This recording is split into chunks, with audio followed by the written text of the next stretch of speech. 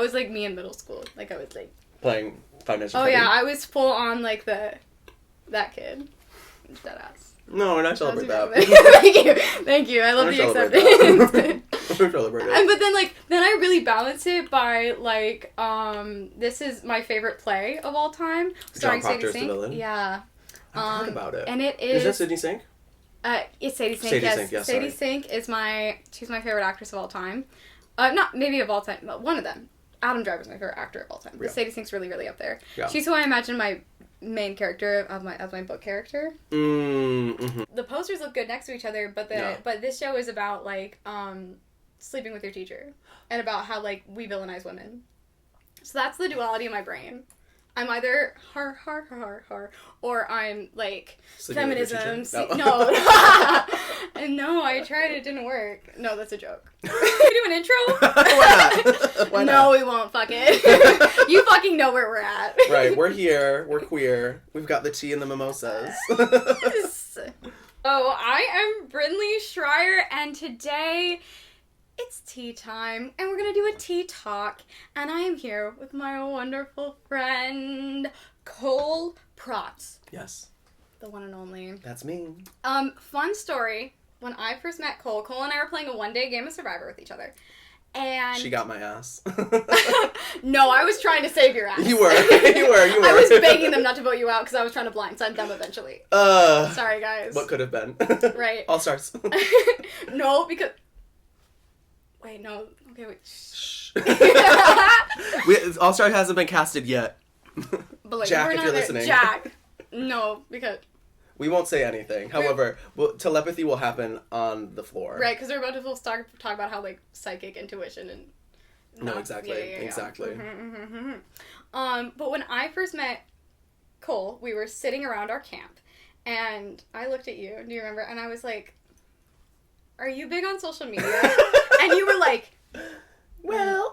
You were like, no. And I was like, yeah, you are. I was like, that was a fucking liar. Oh my god, I just always play so coy about it because I think some people have a certain perception of people who are big on social media, and I think we'll probably get into, like, the goop and the gaggery of it all, but, like, I've had such, like, an interesting love-hate relationship with social media. The love is that, like, it's given me so many incredible opportunities. One of the opportunities we'll talk about in a bit. But also, like, the hate of it is that, like, by being so ingrained in kind of, like, the pop culture influencer type world of it all, I realized, oh, this is all just, like, a facade, and these people aren't, like, real. And someone playing Survivor can be like, are you on social media? No, absolutely. I was literally at my part-time job on Friday, yesterday. We're filming this on a Saturday. But I was there yesterday, and I was, like, you know, like, handing them coffee, making them, like, a little cappuccino or whatever it was, and they're like, do you make videos on the internet? I said, I do, yes, but I also do a lot of other things, as you can see, because I think, you know, the perception is reality for whoever it may or may not be, and I think people have, like, a certain perception, so especially in a game where perception really matters, like, I try to be like, oh, no, it's nothing, la, la, la. No, because I immediately, because when you were like, no. And then I was like, because then too, I actually have, like, a certain type of, like, it's not a photographic memory, but it's a type of photographic memory where it's like I have perfect memory recollection, which is weird, but not of, like, I can't read a document and remember everything, but I have, like, anything that, like, any conversation I had, I can remember. Oh. So you're really dangerous in a game of Survivor. Get this one on a Housewives season now. Yeah. But so then anything that kind of falls into social media, or basically if I have, like, a thought about anything, I can also remember, not only can I remember the exact conversations I have, I can remember the exact thoughts I had in that moment. Whoa. Yeah. So if I remember, I knew also I had figured out so I was like, oh, do you do social media? I was like, okay, narrow down the type of social media that I follow. And I was like, because you wouldn't tell me, you were like, I don't want to talk about it. You were like, and I was like, you were like, yes, I do it, but I don't want to talk about what I do. And I was like, because I think people also have a perception of astrology. Right. And I think right. it's such a polarizing perception where, again, we were playing a one-day game but of also, Survivor. What was crazy was we got tribe swapped onto the same tribe, and we happened to all the queer members of the cast we're all put together. on the same tribe. And then, so then I was like, oh my gosh, guys, it's Survivor gays versus straights. No, and we literally dominated. And we could have gone all the way, but the straights had to get back into the picture. Say that. No, but I think, I am, I think in, like, any other sort of social situation, like, if someone, like, says, I'm like, yeah, absolutely, I'll tell you what I do. We met under extremely weird circumstances. For sure, and it's like, I'm like, because I do think people, like, and it could just be my own perception of what people think of astrologers. I'm like, you think of an astrologer, you think of someone who is essentially, like, nitpicking personalities. Right. So you're thinking of someone who is a very, like, dim understanding what astrology really is. You're like, but, like, it's just a personality test. What if I punch you in the face? Right. That's the Aries within you. Oh, yes.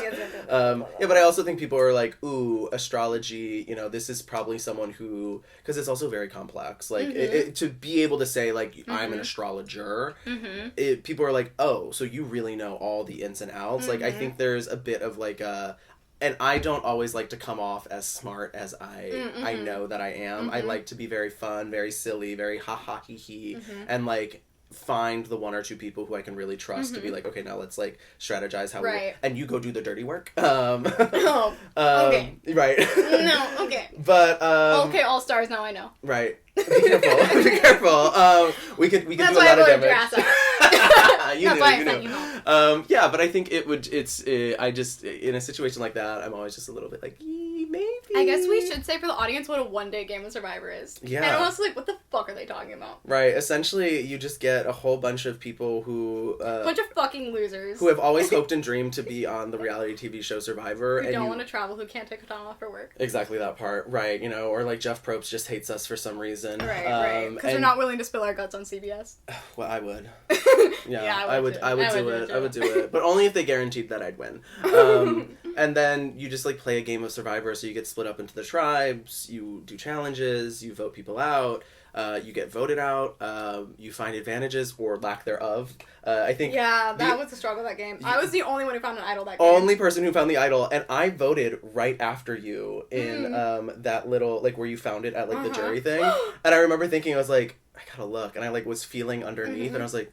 There's nothing here. Someone got it. You know, I did a bit every single tribal that entire game where I walked up every time I went to vote. I was like, I'm gonna look for an idol. Is there an idol? I look for it every time. They have literally a whole compilation of, like, 5 tribals prior of me being like, is there an idol? And then when I really found it, that video is posted. Yes, it is. I was like. You were actually kind of gagged that they put it there. I know. I was like, thanks. Apparently there was one under a tarp. That was at my tribe. Oh, no, that was, I think at your tribe. It was under the tarp. Which was crazy because I thought we moved the tarp when, like, we did that little tribe swap. But we were in the woods with poison ivy, bitch. My team was like, and also bitten up by mosquitoes. And also, we lost every challenge. My team was not good. By the time we got to the merge, there were only 2 people from my original team. Okay, but that was because this thing about me with Survivor, the reason I like playing Survivor, I really just play it to go do track and field, and I'm really good at strategy games. Work. I'm extremely, extremely good at strategy games. So the reason my team kept dominating, I'm sorry, I'm gonna take that. Take it. No, take that. I'm really good at strategizing, and that was the reason nobody got voted off, and we were all like, oh, we're kumbaya and friends like that, da-da-da-da. No, I'm just good at strategy games. Right.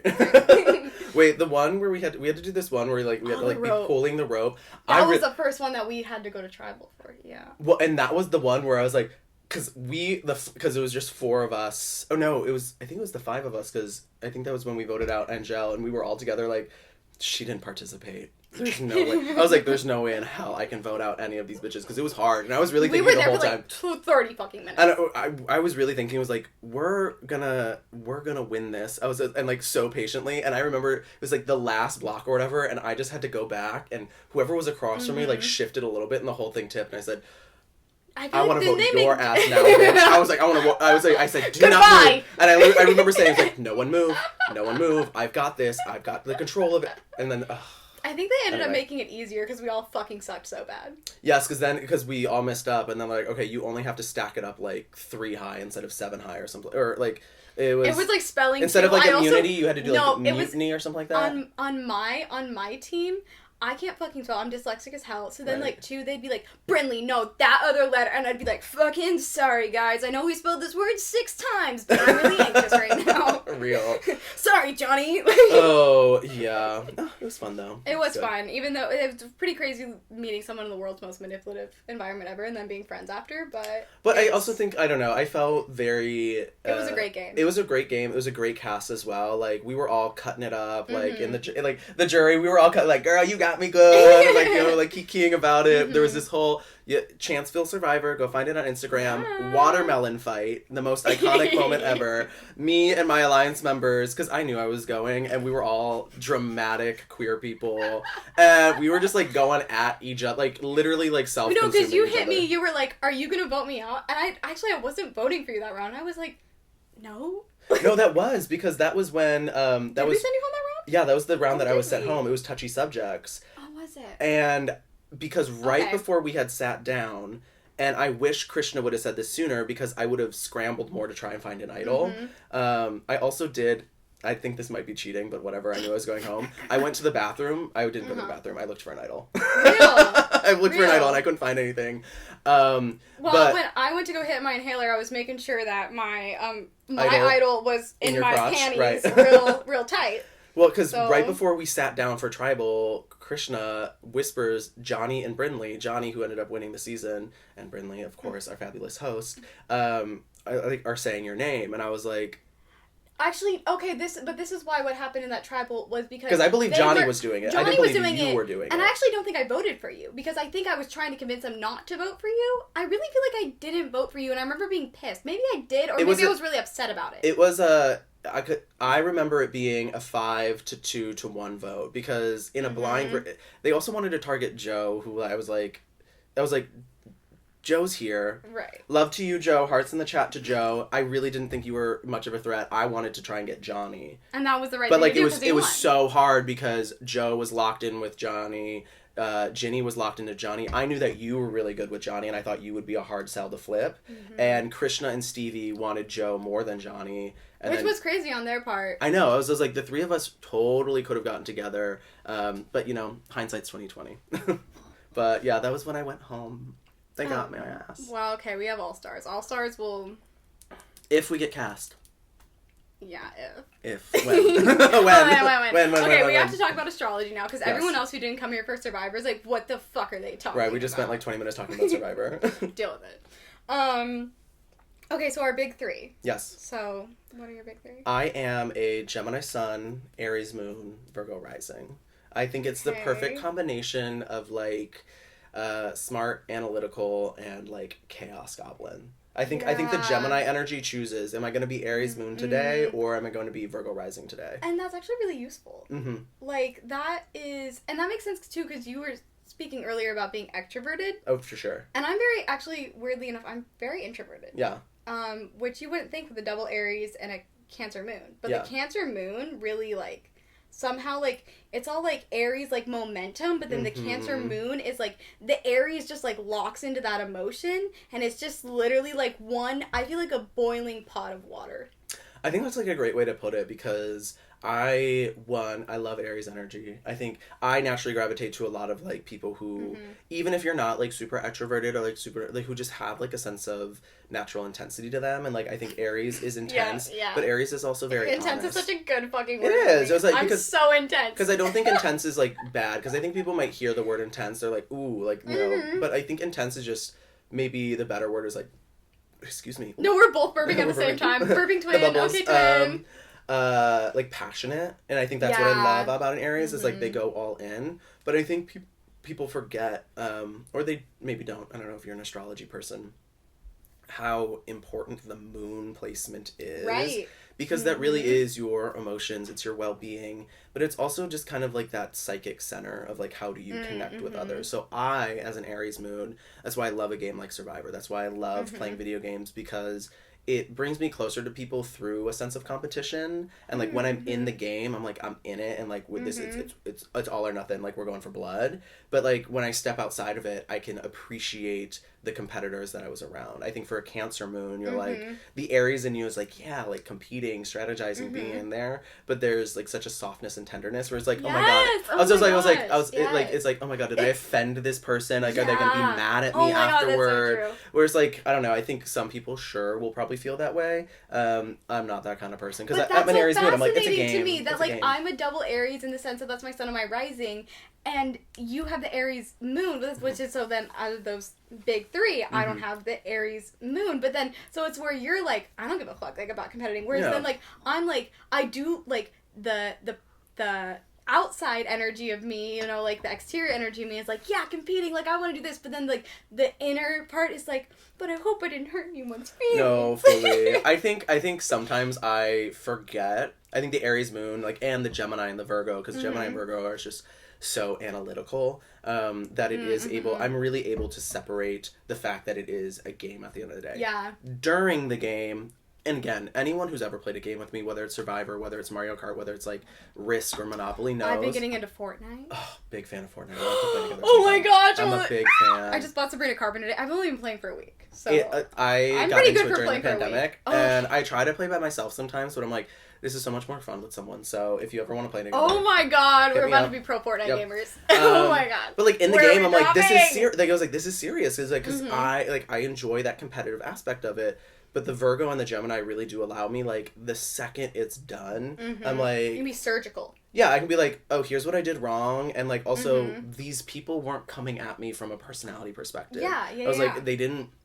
You know, it was like, oh, they didn't, like, you know, try to target me because they, you know, did not like something about me. I was like, it's a game, and, like, I was the person that needed to go, or, you know, I had to, you know, fall behind because of, you know, their game. Well, it was best for them, and I'm like, I can separate myself from that. So I think the Virgo and the Gemini ground.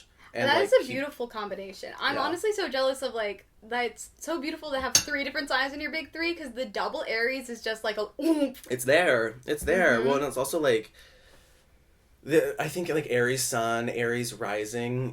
That's a crazy combo. It just, like, it's like, it shows the fuck up. It's like, I'm thinking about, like, the Big Bird meme where it just, like, kicks the door down. Yes! It's like, yes! And then I feel like, but, like, because of your Cancer moon, you'd, like, do that, but then you'd be like, oh my God, I just moved the door. That's property damage. I was just like, let me put the door back together really quick. And then, like, you put the door back and then you'd stand there again. Like, I'm gonna fix your shit because I'm respectful, but also I'm not fucking around. For sure, 100%. That's so funny. That is actually, I feel very seen. I really do. Intense is the right word for it, because, like, no matter what I'm doing, like, I'm, like, all in. Yeah, 100%. I'm never playing around. Like, I'm never doing anything just for, like, half-ass it. Yeah. Right. Like, if I'm gonna do it, I'm gonna do it. Gotta go all in. So, I'm really envious of having, like, that's a really well-balanced big 3. The worst, you want to know the worst person I ever met? You want to know what her signs were? Triple Leo? No, but my ex-boyfriend was a Leo. Oh. Yeah. No comment. Evil. But my current partner is also a Leo. So. Okay. Well, Leos can be great. They can also... They can either be the love of your life or the worst thing that ever happened to you. Right. So. Okay, worst combo. Worst combo I've ever met. Triple Aquarius. Ooh. It was... I can see how that could be really tough. Yeah, she was the craziest person I've ever met in my whole life. Triple Aquarius. Yeah, it's just like Aquarius is an interesting sign. It's because it is the sign of the collective. It's the water bearer, so it's carrying all of, like, the emotions and the feelings of everyone else. But because of that, there's often, like, a detachment, not just from the other, but also from the self, where it's like sometimes Aquarians can fall in the trap of being just, like, so in everything else that they are unable to sort of comprehend what's happening internally. I think it's important to note too, like, every sign has, like, its positive attributes and its negative attributes. Yeah, the duality. So then when you're a triple sign and you are leaning into all of its negative attributes, you just become literally a black hole. For sure. But I used to have that issue when I was a teenager, being a double Aries. So, like, I can understand. Like, when I was a teenager, I was literally like a hurricane. And I was just doing fucking insane shit. Combative, just aggressive, just kind of, like, angry at everything. Yes, very much, like, you want to fight? Like, let's go. Yeah, meet me outside, how about that? Like, right. That was me in high school. Yep. So, like, but I think that's a huge misconception in astrology, and I'm more of, like, we should have talked about this before the podcast, but I consider myself, like, very much, like, I'm very psychic. Like, I'm very much, I can talk to spirits, I can do the whole predictive. Yeah. Mm-hmm. Your family comes to you in visions. And I wish they would stop. Shut Grandma. The fuck up. I am sleeping. Psychic. I'm very psychic. Yeah. Oh, so that's why I love astrology, because astrology is, like, the analytical version of being psychic, I feel like. Yeah. Almost. Like, you're, like, doing the analytical, like, data research. For sure. To, like, just what I'm just, like, I am feeling like this is gonna happen. So I feel like mediums need astrologers, and astrologers need mediums. I completely agree, because I think there's a lot of times, and I've said this multiple times before, like, I can be giving a reading to the same person or like, two people who have the exact same chart. Their readings are going to be completely different. Not because the way that I am synthesizing the information is different, because objectively looking at someone who, say, is an Aries sun with an Aries rising and a Cancer moon, if someone else has that same big three, I'm probably going to give them top level overarching, like, the same sort of information, but the way that I sort of, like, maybe, and I think in, like, the psychic world, like, intuitively channel that information comes out differently. So, like, I'll focus on, like, specific parts of the chart more than others, and I do it a lot too. Like, if I'm giving someone a reading, I'll even say, I'm like, I don't know why I just keep coming, like, it was like my eye just keeps on darting to this placement. I was like, I just keep looking at your Neptune. I was like, what's going on, like, regarding that placement in your life? Like, I'm just curious, like, does this, how is this resonating right now? And usually, they're like, oh, and of course there can be transits that are, indicating to that, and sometimes there isn't, and, that's just because the client usually hasn't fully unpacked with me or with themselves a certain facet of that energy in the chart. So I think there's a lot of intuition that goes into astrology and reading a chart as well. And what I love about when I'm doing, like, a tarot reading or, like, a psychic reading for someone is I'll be like, this family member is coming through and saying this, and I'm hearing this and that, and then I'm like, well, what are your signs, and, like, that, and then they say something, and then I'm like, oh, okay, confirmation, yes, that was correct, that information that I just got, or, like, what this, or, like, I'm getting a motherly energy coming through, like, what was your mom's sign, and it's like, or, like, I'm getting a grandmother energy, like, do you know, like, what different grandma's signs were, and then I'm like, okay, well, it's this grandma. Right. So that's kind of how I it's like a reverse engineering. I love that. Kind of that. I think that's beautiful. Because I used to do tarot readings this is so random. I used to be a bar manager. Oh, okay. Yeah, and the bar was so slow. So you just do readings, like, when it was slow? If it was super slow, I'd be like, girly pop, do you want to tarot reading? So I was doing tarot readings just, like... I'd be like, that's a $10 pretty much tip, thank yeah. you. Yeah, exactly. Exactly. Get your coin, get your coin. Wow. So... Yeah, I do, like, a personal tarot readings for myself, like a daily, like, not so much beautiful. anymore. I was really good with it for a while, and I'm like, I think this is just, like, the Gemini energy within me. I ebb and flow between what my, like, sort of, like, grounding thing for my routine is, because the Virgo needs something grounding. Yeah. A lot of last year, it was, like, a daily tarot pool. This year, it's just more of, like, general, like, journal reflections and meditation. But I can't even do my own tarot reading. I'm just like... Well, I can really only do myself and, like, really cool. select people. Like, my, like, family members and friends. I've done tarot readings before, like, at bar events and whatnot, and I always get rave reviews because I'm amazing. Yes. But I always feel as though I'm, like... I like, have to sit and I'll have to ask more questions, but, like, if I'm pulling cards, say, for, like, my younger sibling, I'll be like, oh, this is exactly what... I was just like, oh, this is what it is. For myself, like, even before I pull the card, I'm like, oh, it's gonna be... And I'm like... It's like, it is. Here I can do it for anyone but myself. Interesting. Like, I do the tarot reading for myself, and I'm like, What's I don't happening? know. Real. I don't know. There's a lot going on within me. Right. I think that's I feel fair. like I'm biased right now. Well, whereas, like, I can just meet you, and I can be like, the amount of women I convince to break up with their boyfriends when I tarot read. And the cards are usually saying it. No, and so's the chart. I'm sorry, if you come to a tarot reader and you're like, should I break up with my boyfriend? Right. The answer is yes. Yes. I don't the have to answer is look yes. at the cards. Right.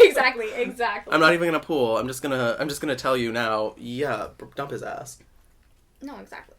Okay, so next question is, I was reading the intro to your book, and the big reveal is he's releasing a book, and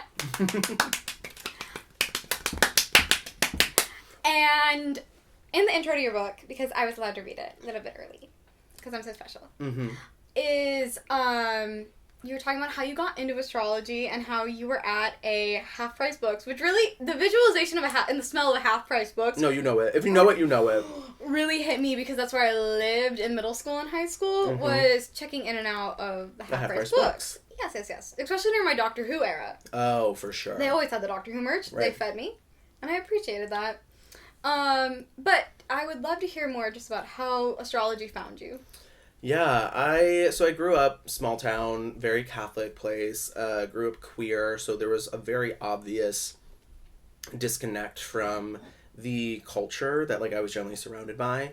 And I found astrology when I was, like, in high school. I was able to start driving, and my best friend and I at the time, we would go and we would just, like, hang out in the metaphysics section.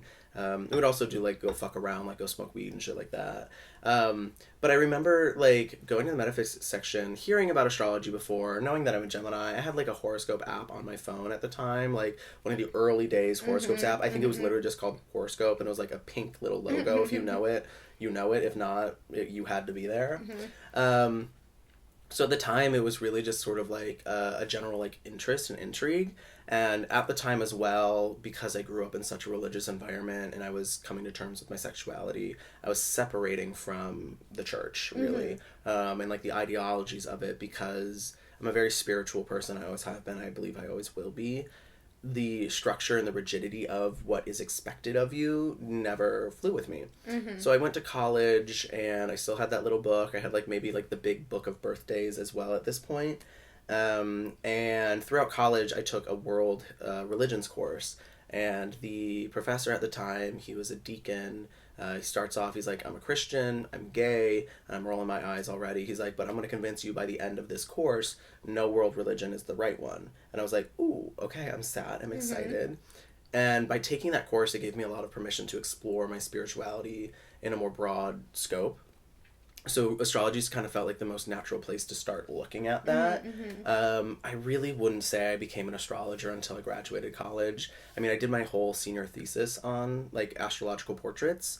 But I really, like, came into touch with astrology and, like, loving it because it was an avenue for me to gain, like, self-validation that I never received from the world around me.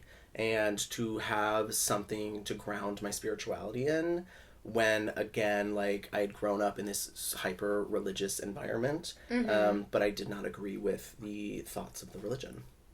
I relate to that so much because, so we're neighbors. Midwest divas. Midwest divas. Midwest princesses. I'm from Indiana, and you're from Ohio, originally. Yep. And I grew up, not in a Catholic environment, but a very evangelical environment. And so, Similar sauce. Similar, but distinct differences, too. But it was very much, like, just what you said about the rigidity of, like, it being shoved down your throat. And growing up very, very psychic, I always was just like, I feel like this is baloney. I smell something off. Because I was already in tune with, like, the natural energy and the flow of things, and I'm like, and I can talk to dead people, so it's kind of, you know, and then just, like, being, like, the whole concept even of, like, the threat of, like, hell. Right. Is very crazy, too, and it's just, like, and then I also grew up queer, so we're really sisters over here. Right. And I got into astrology, I mean, a little bit, I was very much, like, about it. Right. But because the psychic thing was enough for me, and I'm not good at math. I feel like astrology is a whole lot of looking at charts. Yeah. And memorizing a lot of data. Yeah.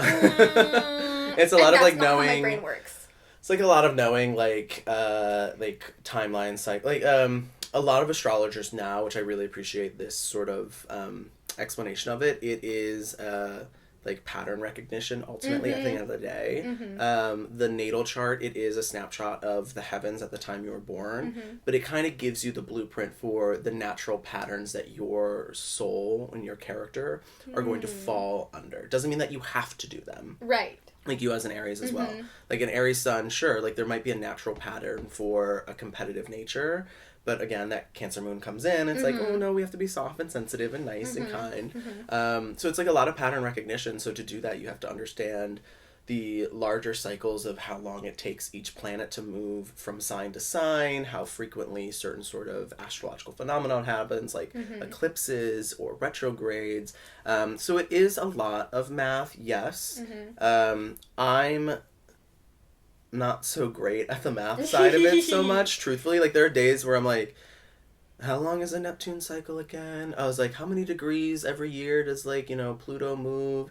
Not many, like, 1 to 2 if we're lucky. But I think it's, it's nice because it gives you, like, a bit of that predictive element. But I think astrology also can go awry when it becomes too predictive and you're relying solely on, like, ooh, this full moon is coming up on this day. I have to make sure that I do X, Y, Z, where it's like, well, no, like, sure, it might be good, like, if you're doing, like, if there's been some sort of intuitive message to do that, but if you're, like, opening up an astrology cookbook, essentially, and being like, got it, because this is happening to me on this day, I have to do this, then you're kind of, like, removing the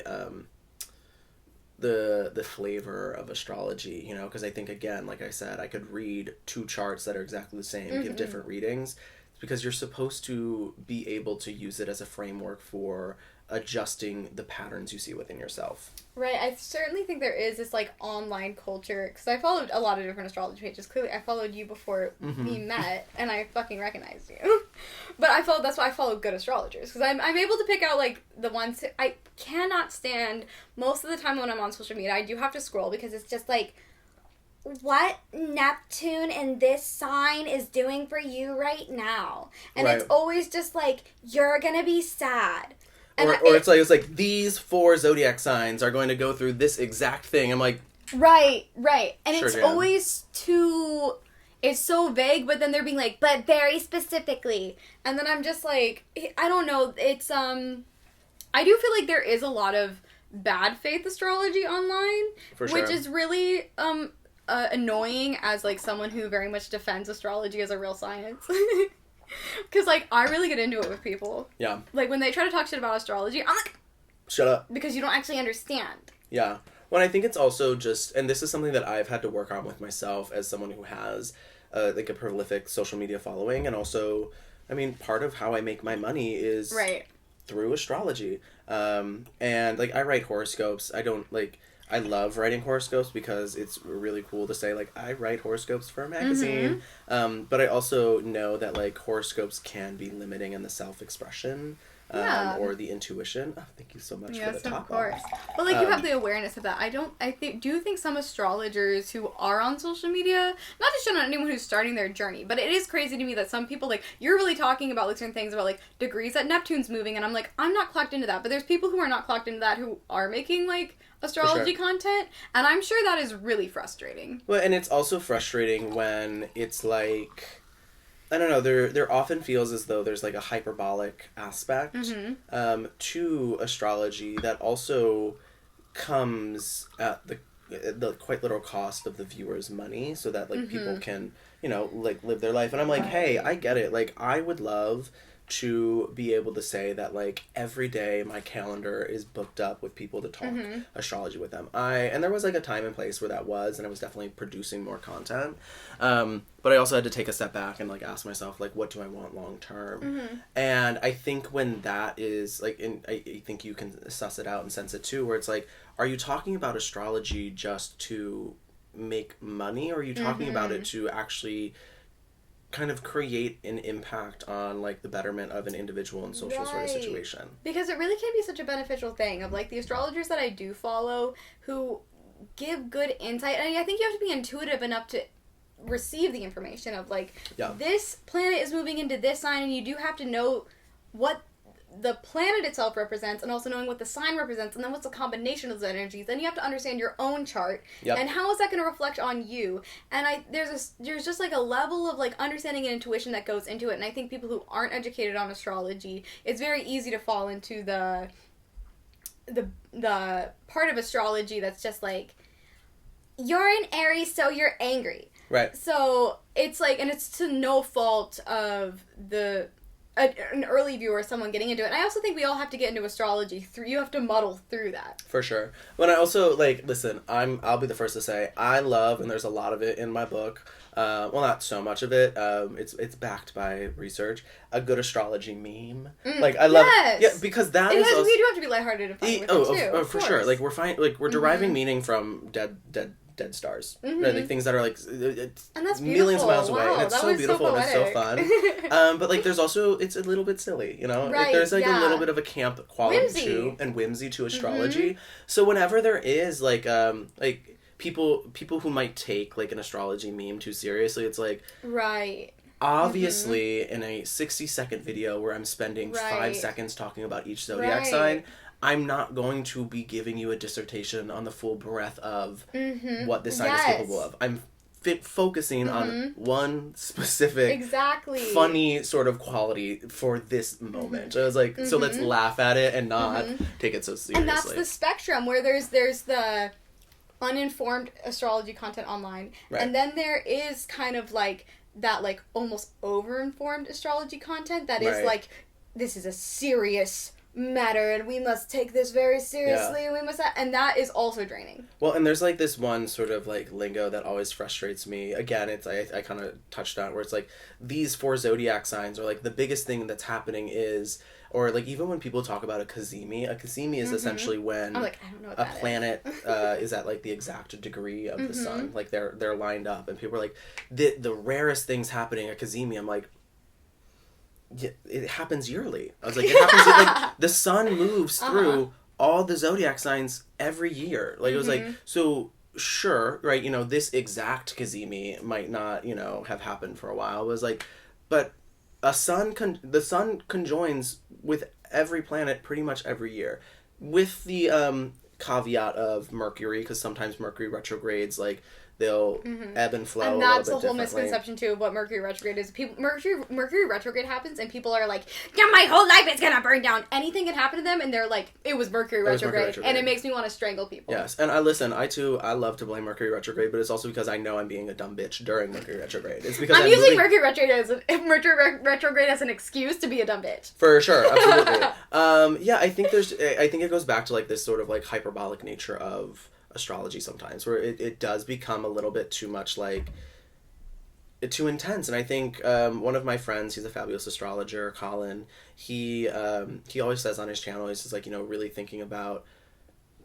what is the benefit of what you are saying, right? You know, so it's like, what is it actually adding in terms of like value, and is it giving people the tools to navigate uncertainty? And I think a lot of astrologers are like, you know, who lean more hyperbolic or lean more into this sort of like definitive, like this is going to happen sort of mindset, aren't giving people the tools to navigate uncertainty. Because if I say on the internet, Neptune just moved into Aries, and it did, I was like, and you know, all hell's gonna break loose, then if all hell doesn't break loose, then people are now still sat with a sense of uncertainty of like, well, I guess I have to wait until hell breaks loose. Right. Or it's also, it's just this, I get this too with being like, I try to do a lot of personal motivation and like my podcast, stuff like that, and I'll talk like from like an intuitive psychic place, this is where I see things going. But it's a fine line you want to walk, because you don't want to then be like, I'm seeing something bad, and then people are just then like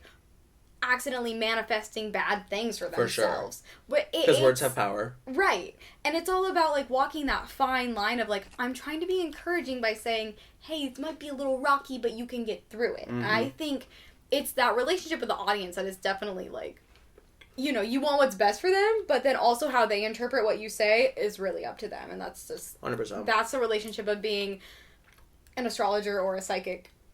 In a social media sense, it's because you are connecting with so many people. It's a bizarre experience. Yeah, you kind of have to give them the information and just like accept that they're going to run with it however they do. So like just give the most honest and well-intentioned information you can. Exactly. Mm-hmm. T. So the next thing on our list, can you believe we're only at question 4? I can. I actually can. World's longest podcast, 3 hours. Why is the yapathon? I'm like, it's just gonna be long. Yeah. And you're gonna sit here and you're gonna listen. You're gonna be locked in. I'm here for it. So the next thing I want to ask you about is, just, like, can you speak on traditional astrology and how the interpretations of signs have changed into the modern times? Yeah. I think traditional astrology, and this might be, like, a more straightforward question, so we might be able to fly through this one. Okay. Traditional astrology was used pretty significantly, like, for agricultural purposes. They did use it in rituals, and they did use it as terms of like planning and timing. Like Aries season, for example, was always the time when the lambs were ripe for slaughter, right? So that's why Aries is representative of the ram.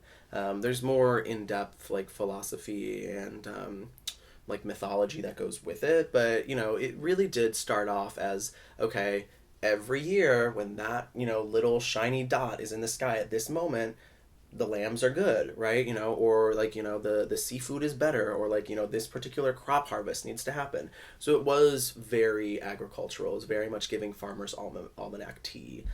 Rest in peace to the Farmer's Almanac. But I think as it has evolved, it's adopted a very psychological sort of context where people, again, as I said, are now looking at the patterns that are within themselves. I say astrology is essentially just a catalog of centuries of anecdotes of what people went through when they were hanging out with an Aries or when they were hanging out with a Taurus. And everyone might have a different interpretation of their Taurus friend or their Gemini friend or their Aries friend or their Capricorn friend. But that does not mean that it is invalid, right? Or that it's bad. So I think, how has it adopted? It's still pattern recognition, but it's used a little less in the hard science that I think it started out as, and it's a lot more modern because it's a lot more psychological and it's looking just more inward as opposed to really, and of course astrology still very is an outward, like mundane astrology is a whole thing and it's just like looking at like governments and like world timing and all that shit, but it's a lot more of like internally, what are you going through, what's happening in your life, and how can we use the fact that during the Leo full moon last year, some similar shit was going on. Now maybe we should learn the lesson, to move forward from that. That's beautiful. That was so concise. I was really like, I was listening to the podcast. You're like, wait a minute. I was like, and it was agricultural. Because when I wrote that question, I was thinking about like, because men used to interpret Cancer as being a crybaby. So what do we interpret as now? And I was like, wow, I really feel like I'm learning something on this podcast right now. No, it's really fascinating, like the history, the Hellenistic history of astrology, the Babylonian history of it.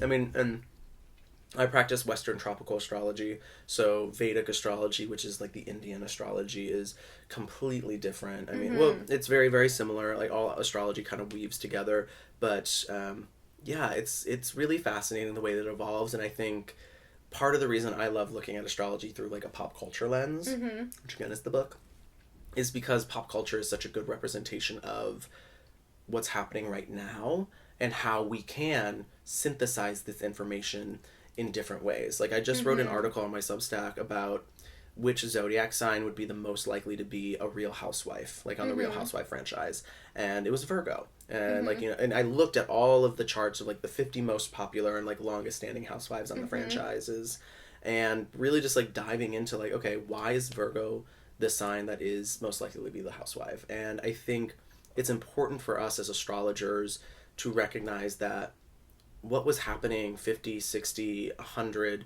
200, 1,000 years ago is not happening today. So if we are interpreting the stars in the same way, we are missing out on a beautiful opportunity to enrich the next generation of stargazers.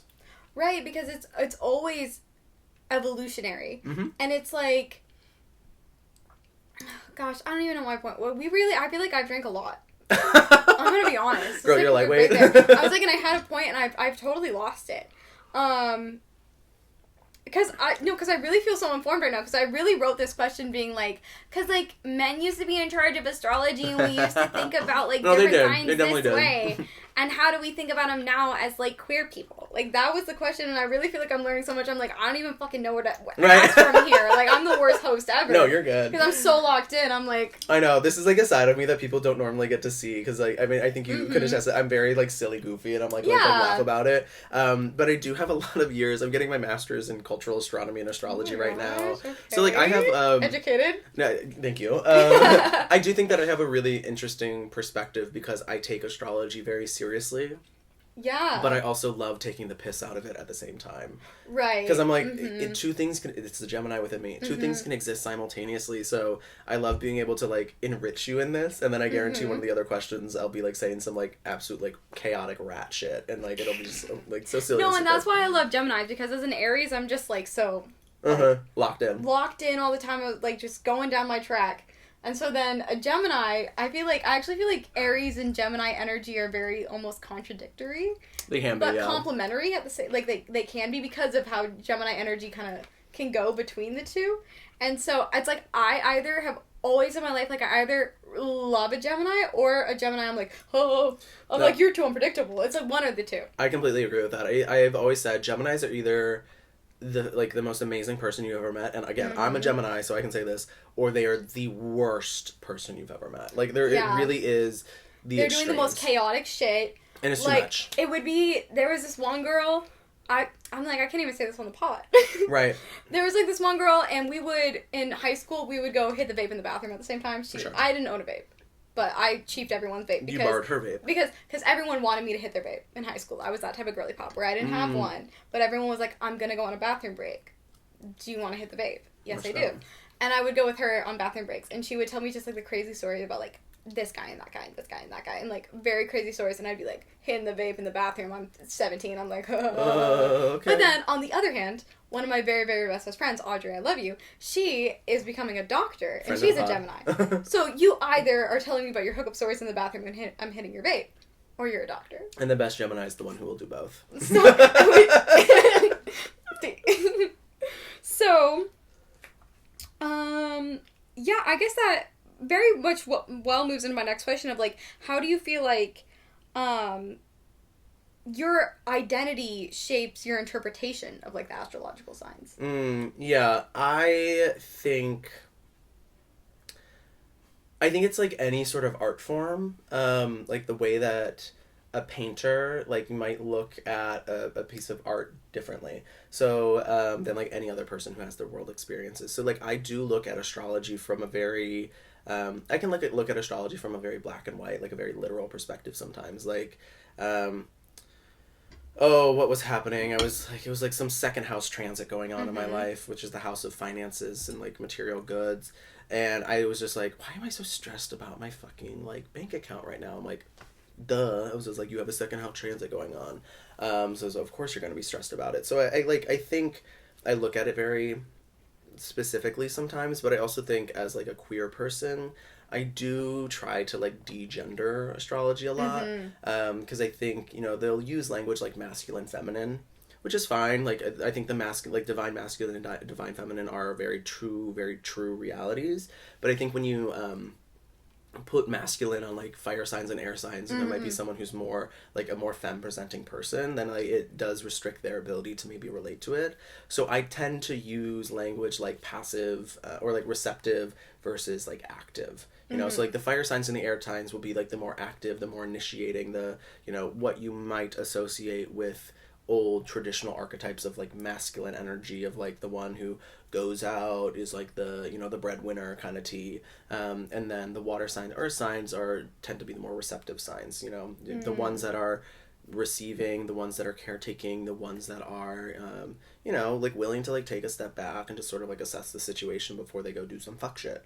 But I think, like, my identity, just, like, who I am, I'm a nerd, I'm gay, I love reality TV, I love, like, acting a fool, and I think it just allows me to remind myself again that astrology doesn't have to be so serious, it doesn't always have to be, and I've had to have, like, this conversation with myself a lot, because the Gemini, the Virgo, overthinking, overanalytical, I get caught in this anxious spiral of, like, do people get what I'm saying? Like, does it make sense to them? Like, do I need to, like, just be this astrologer who just, like, spits out this textbook information and calls it a day? I was like, no, but, like, the fact that you do sit, and I just made a video on it. It was like a 45-second long video of the zodiac signs as different condiments, and like you just say, if you get it, you get it. If you don't, that's not my problem. And you just put that to the world. I was like, that's part of how my identity expresses as well, because a Gemini, Yapathon. That was my middle name in high school. Okay, that's what they called me on the streets.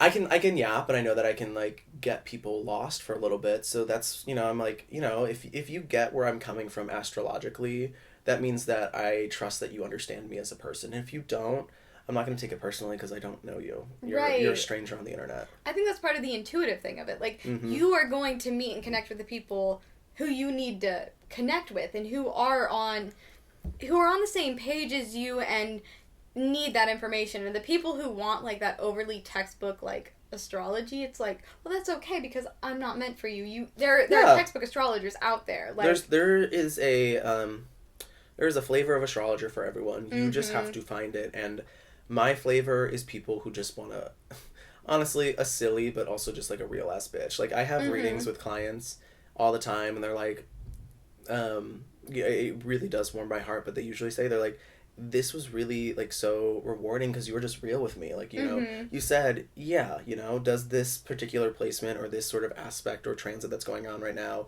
look a little sus, and it might be, tense. Yes, I'll say that. But also be like, it doesn't mean that the world's going to collapse in on you, so here are the tools to navigate it. Here's, let me pull the information from the textbook to give you some sort of insights on how to like make it not so shitty. Whereas there might be other astrologers out there who are like, just tough it out.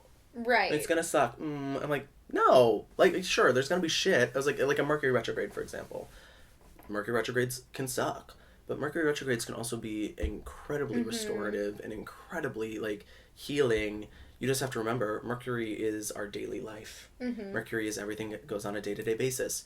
Retrogrades want you to reflect and slow the fuck down. It is a 3-week period, because no one is meant to be go all the time, where the universe is like, hey, you're moving too fast, you're not listening to all the signs, so yeah, you're gonna have a shitty day. I was like, and I'm gonna make it a little bit shittier until you realize to slow the fuck down. I think people also live so deeply in the day-to-day, they are so deeply almost like in the moment of panic that like the thought of like a 3-week Mercury retrograde, that feels like an eternity.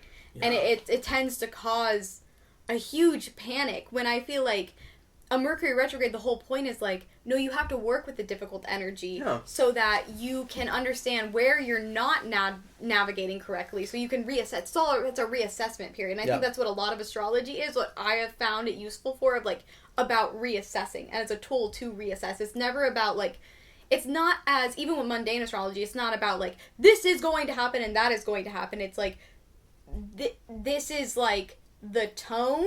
Yes. This is the vibe of the party. This is the type of party we're going to. Figure out how to dress for the occasion. Real. Oh, I love that. No, that's really great. Okay, wisdom. I listen to astrology podcasts. I listen to that's good. Okay, you got some tea in there. Yeah. I know. That's the thing. Where it's like I understand astrology on like a very spiritual level. Right. But like the technical aspects, like we're talking about like, and this moves this 2 degrees. No, but like from a spiritual, that's like more like esoteric astrology is like the spiritual side of it. Yeah, I understand that, and I try to tune into astrology because it's like, I understand what those energetic periods feel like, and I want to know how to like lock. And I'm very tied into the moon. The moon is I'm gonna get I want to get the moon tarot card tattooed on my shoulder. I want to get the full tarot card tattooed. Okay, perfect. And that's, as a Gemini, that makes sense. No, fully. The fool would be so tea. Perfect. Yes, and I want the moon as a Cancer moon. That doesn't make sense.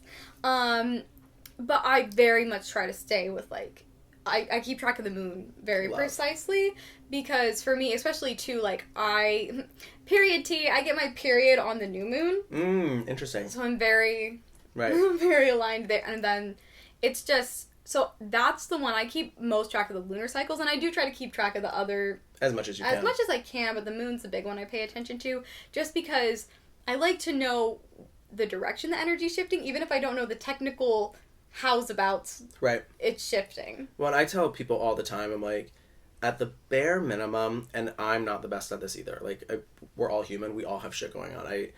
There are days where I'm, like, really, really good at tracking transits and all that jazz. There's, like, periods, and then there's also periods where I'm like, you know what? I actually just need to be in my body. I just need to be in my soul and my spirit.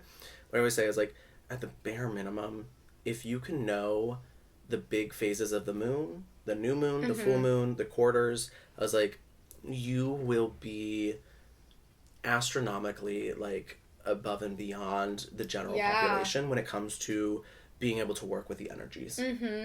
So even just, like, working with the moon, chef's kiss, you're doing the damn work. You're doing what you need to be. And I think it's all about, like, if just, like, for people starting to get into astrology, it's all just about, like, not being... I just liked originally when I got into it, like, I was glad. I was like, well, I wasn't surprised when this thing happened. Because I knew that this was kind of the energy for sure of the time. Yep. And that's what I could appreciate about it. And I also feel like, but when I feel like I really struggled early on as a woman getting into astrology because it was so gendered. I appreciated you talking about, like, how gendered, like, and you trying to stray away from the whole genderedness of astrology, because I feel like even too, just like, and I'm sure you understand this from being queer, just, like, the gendered aspects of, like, astrology, like, anything feminine is very demonized, of, like, for sure. It's seen very negatively. And I feel like I really struggle with that, specifically because I'm so in tune with the moon, and then being a Cancer moon, every single article I read as a young person was like, a Cancer moon is the worst placement because you are the most emotional version of the moon. But also... the Cancer is at home. The moon is at home in Cancer. Sorry, excuse me. I also think, like, part of what helped me, lore drop, like, reframe, like, the gendered binary of, like, astrological texts is I was raised in a matriarchy. Like, I was raised by strong fucking women. I have an older sister. Beautiful. My grandma was, like, my dad and my grandpa, they were fine, but, like, if they, like, tried to discipline and be like, all right, dude, like, get the fuck out of here. Mom or grandma said some shit, you're like, oh, fuck. That's we're beautiful. In it. So I have always, I think... I think growing up in a more matriarchal structure also did help me kind of frame... That's so and my grandma was a Cancer. Oh, love beautiful. her. Rest in peace, queen. Kind of, like, reframe astrology, like, to have such, like, an adoration for the more feminine signs, you know, the traditionally feminine signs and, like, the traditionally feminine placements, because I've always just had, and again, I think this goes being a queer person in a conservative space, like, all my friends growing up were girls. I was like, the women, like, the people I looked up to were women. So I think I've always just naturally had this affinity for, like, the feminine energy, traditionally speaking, where I'm like, masculine energy, I'm like, get the fuck out of here. I'm done with that shit. That's so... I'm also, like, I do drag. I'm a drag queen for the lesbians. Down. Gay men, I could give two flying fucks if you come to that show. A horde of lesbians walk in, I'm going up, I'm like, what do you want me to perform? I don't even have to know it, but I will serve the most cunt you have ever seen. Because the lesbians are the backbone of the queer community. There, I said it. They are the reason that gay men have rights right now. During the AIDS crisis, they were the nurses who were actually taking care of us when no one else would. And lesbians actually show the fuck up and turn the fuck out. Yep. They will always have a good time. They will always tip the divas down. Gay men will look at you, clap, and then go back to their conversation and pretend like you were never even there. The lesbians, though, they will pull you over being like, that was amazing. You knew all your words. They will hype you up. So that's when, like... they can truly appreciate it. I would like to think that I've kind of always been a feminist. I love that. And I grew up in I had such a different queer experience growing up because, I grew up in a very patriarchal environment. Extraordinarily very harsh, extremely harsh conditions of a patriarchal environment. And so I had to really fight to... my femininity got pushed out of me and I was very much I was like, I'm just a tomboy. I really was, I was horrible in high school. After I left theater in high school, I very much for a very long time was like, I can't even have female friends. Like, they're too much drama. And I was so in it. Wow. And I had to completely deconstruct that. And clearly, I've come a long way. Thank God, we're back to the femininity. I've come a long way, but that's the whole point of my book, what I'm writing, is it's all about deconstructing patriarchy. But I had to come from... as I started tapping back into my femininity, one of the earliest things was astrology, and my psychic intuition was tapping back into that and being like, wait, this energy is actually what's allowing me to flourish. Like, this is actually my life support. Yeah. And leaning back into that, and astrology was a huge thing. But what I struggled with was the description of the Cancer moon as like a negative thing. I struggled with that so much when I was like, because I was so emotional, because I was going through it. Right. And I was going through it. And so then I was like, it's this damn Cancer moon holding me back. Instead of realizing, like, I had to, once I moved to New York and, like, really tap back into that femininity fully, and also just, like, feeling those emotions and accepting those emotions, and I was like, wow, it's so beautiful that I can feel emotions this deeply. Like, right. that's a huge upside to, like, I can be so connected to life. I can be so in life because I can feel these emotions so deeply. But it was interesting as I got into it. I felt so shamed for having a Cancer moon. But it's just like, I feel like there's so much bad information online, which sucks, which is part of why I wanted to have you on here, because I was like, we gotta have a good astrologer, and I gotta promote the girlies to a good astrologer. Correct. Because because when I talk to, you know, my viewers and stuff about, like, either intuitiveness or astrology, I just feel like it's so, I don't want to ever direct someone to the wrong person or place. It's just, I hear you. No, that's good. Again, we're only through question 5. We're really, but there's like 15 questions, so 1/3 of the way through. Right, okay, 1/3 of the way. So okay, this is the real tea. What big astrological events are you anticipating this year? Like, what astrological events do you have your eye on, and how do you think they're gonna present both internally and externally in the world? I think the astrological event to look at is at the end of February. It is Neptune and Saturn meeting together in Aries. This is a big one. The last time that Neptune and Saturn met up was in 1989. It was the year Taylor Swift was born. I was going to say the fall of the Berlin Wall. I was two big things happened that year. The Tiananmen Square, a lot of, like, the downfall of a lot of authoritarian structures. Mm-hmm. So, given kind of what's going on in the world, you know, I'm a very political person, but I won't get too political on the pod. No, you go for the pod. I won't get too political on the pod. We get pretty crazy on my pod, so you say what you say. I will say that I am looking forward to what the next Berlin Wall is. Like, what is the next fall of the Berlin Wall? Because it's in Aries, I think we might see, like, the manosphere start to collapse and crumble. I think we could see individualism and, like, individualistic nations and communities really, really struggle.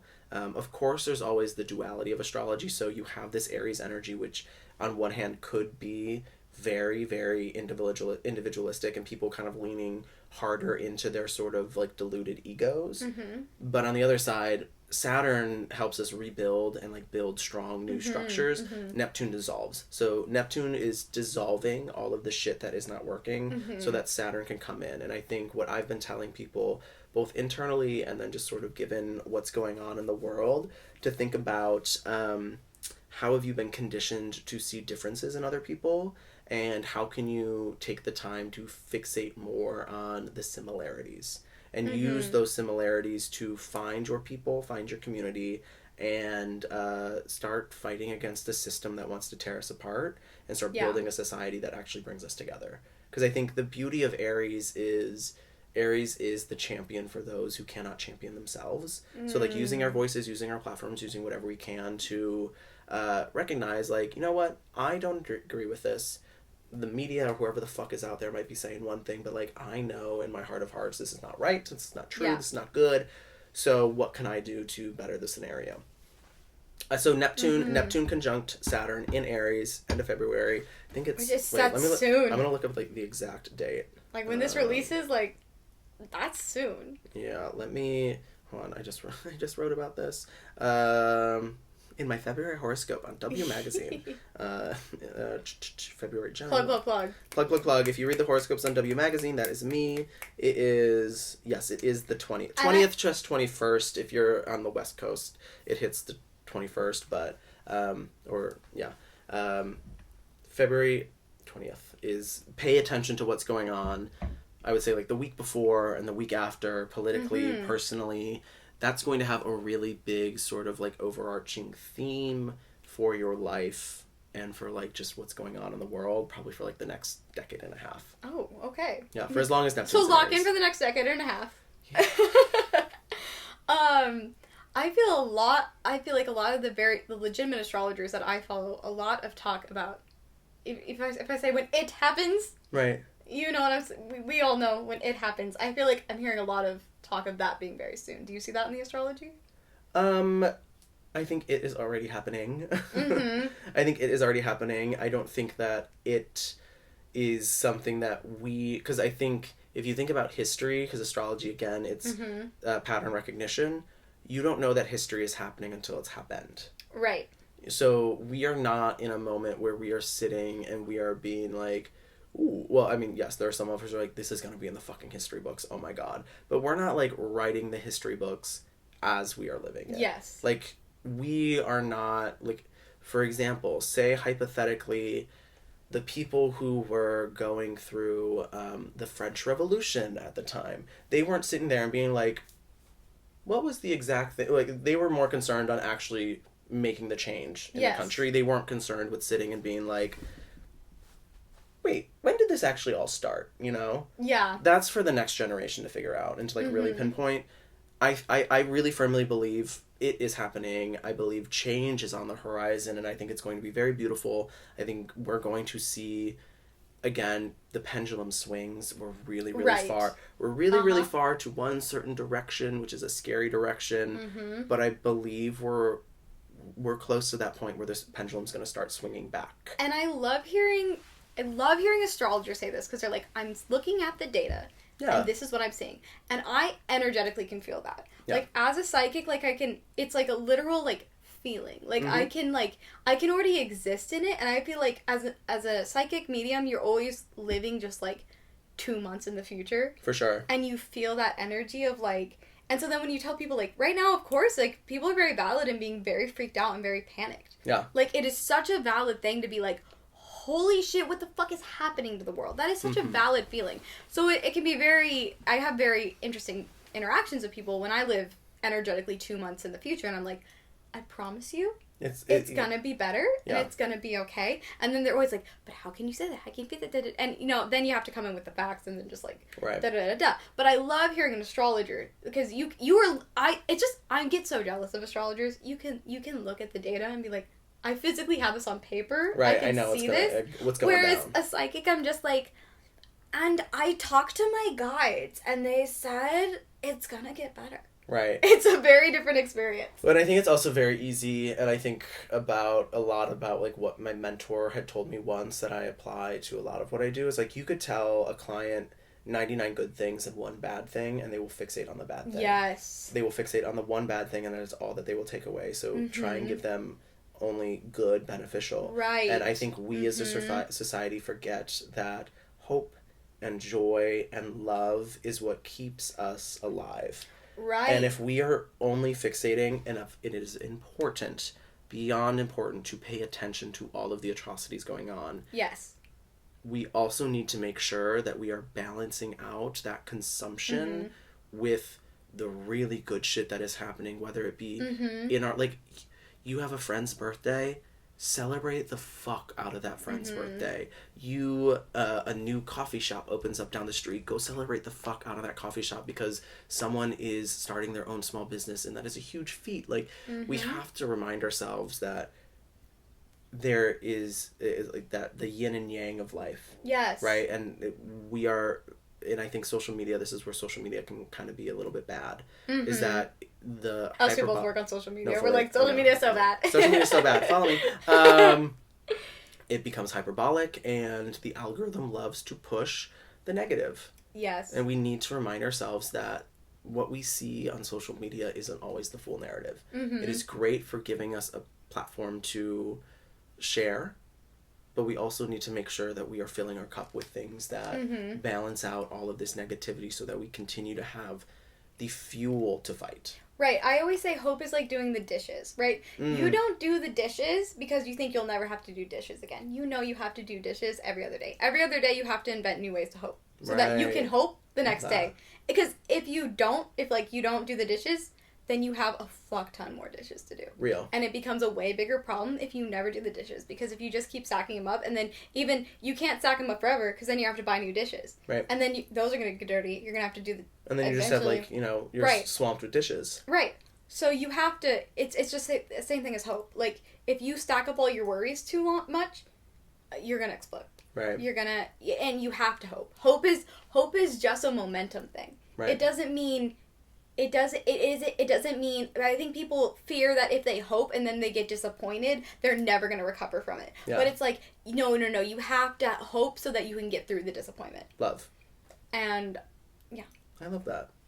Huh. Hope is doing the dishes. Yeah. I have to put it in practical senses. But I also think, like, hope does need to become a practical thing that people do and not think of it as, like... I think hope can't be a luxury. Right. I think people think it is.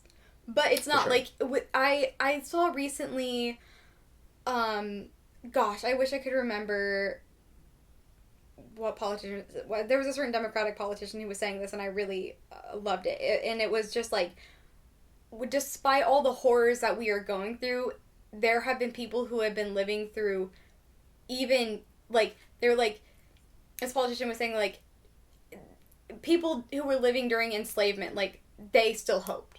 There were people living through the Holocaust who still hoped. Right, the bubonic plague happened. People still hoped. Right.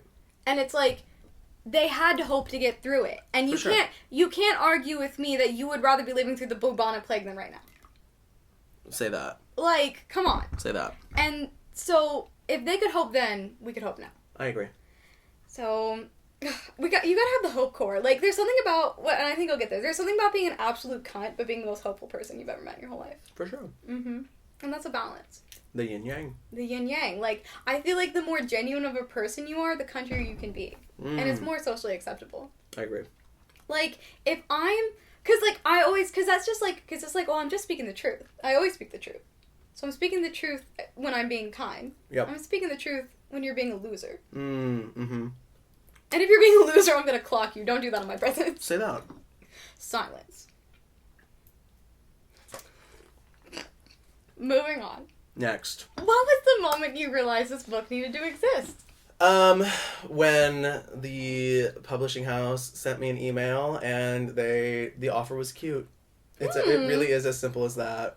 Okay, beautiful. It was a nice offer. I was like, I think I live my life now because so much of my childhood was lived in fear. Mm-hmm. Being like, I might never get the opportunity to say yes to this again. Mm-hmm. So let me say yes. I do, again, Gemini Sun, Virgo Rising. I second guess. I question a lot. I overthink. But when you get an email from a well-known publishing house that they want to... I would say Penguin. I know. I Penguin, right. DK Penguin, all of it. It's there. You don't really say no to that. Because even if I never write another book in my life, I at least have this... I'm at least able to say, I wrote this book, and there was a period where I could just fucking do it. And I think that's how I felt when I, like, quit my corporate job and What was your corporate job? I was working in marketing for L'Oreal. Oh, wow. Okay. Yeah, so it was a good job. I didn't like it. It wasn't for me. I get that. I used to be in marketing for musical theater, and it really, like, sucks the life out of it. Like, it's like something you love, and then you're like, oh. Not fun. But I was like, I have the opportunity to pursue something I love and see if I want to make a career out of it. The answer was yes. I was like, but worst case scenario, like 5-10 years from now, maybe even shorter, a year from now, I might realize this wasn't it. I'll go back into, like, the working world. I'll go figure out. Like, I was like, I'll go back into it. And I think that's just kind of, like, the perspective I've had. So I got that email, and I was just kind of like, yep, this is fucking it. I was like, let's go. I was just like, I don't know. Like, not many people. I'm very blessed. I'm very fortunate. So if there is something that, like, I believe 80 years from now, 90 years from now on my deathbed that I will, like, be looking back at, and I'll be able to share with the next generation to be like, here's your reminder to just fucking say yes. When it excites you, then I'm gonna say yes to it.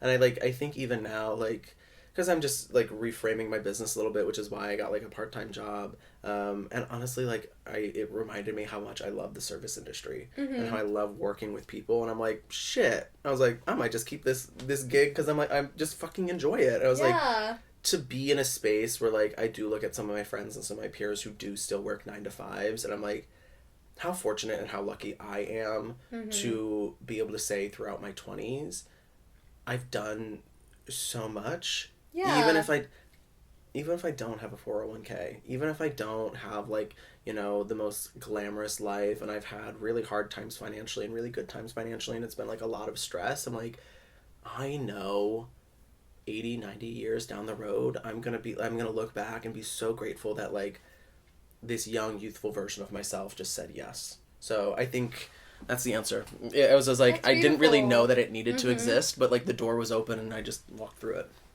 That's beautiful. No, because it's sometimes things greet you, and it is all about saying yes. And I very much feel that way almost with my book that I'm writing. I actually really resonate that, because the way I came up with my book series is I am an intense maladaptive daydreamer. Okay. Very, very intensely. And when I first started dating my boyfriend, I was telling him about the maladaptive daydream that I had to cope with existence. Right. And he was like, you should just turn that into a book. Work. And make some money off of that. And I was like, no one wants to do that. No one wants to do that. And then I would tell him more details, and he would, like, he was like, you have intricate world building at, like, Star Wars level for this thing that you just think about in your brain. He was like, you could make money off that. And he kept being like, you should do this, you should. And then eventually I was like, fine, I'll write the book. Right. Have to. But it wasn't something where I ever was like, I want to be an author. I want to write a book. Oh, for sure. So I love hearing that. That's actually very validating, because, like, I feel like, that's just, I was like, I didn't know I needed to hear that. And again, this whole podcast has just been me being, like, listening to the podcast in real time. You're, like, listening in real time. I'm like, wow. It's so fun. I love having a guest, because I love getting to ask the questions I just want. Like, you know when you're listening to a podcast and you're like, I wish they would have asked this question. For sure. Have to. I don't have that problem when I'm interviewing, because I get to ask the fucking question. Yeah, when I think it's as well, like, I don't know, maybe, like, I grew up really thinking I was going to live a very specific life and I was going to follow a specific path.